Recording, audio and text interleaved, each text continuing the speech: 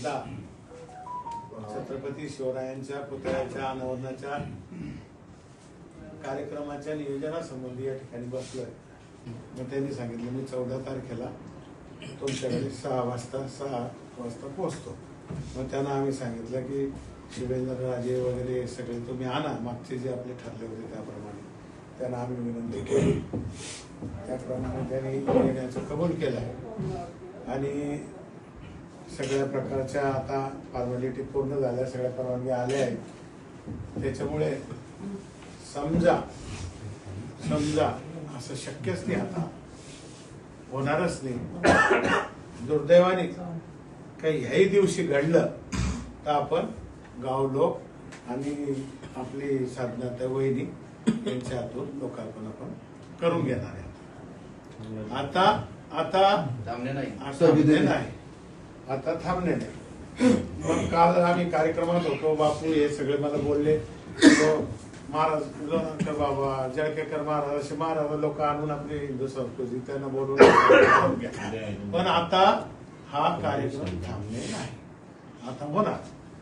आणि त्या कार्यक्रमाच्या संबंधित समज गैरसमज झाल्या, आम्ही सगळ्या प्रकारच्या दिलगिऱ्या व्यक्त केल्या, असू द्या, तो काही विषय नाही. पण आता कार्यक्रम महाराजांच्या आणि आपल्या गावाला शोभेल सिद्धू शेठ असा कार्यक्रम आपल्याला येणाऱ्या काळामध्ये 14 तारखेला करायचा आहे.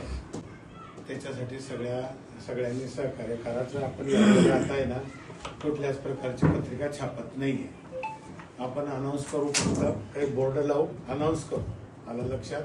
आणि जे जेवणाचा माझा कार्यक्रम आहे तो आहेच, त्याच्या संबंधी आपल्याला चांगल्या प्रकारचं तिथे ट्रस्ट वगैरे लावायचं आहे, त्याच्यात लोकार्पण करायचं आहे, फुलाच्या माळा स्टेज वगैरे आपण सगळं सजवणार आहे मागच्या वेळेसारखं.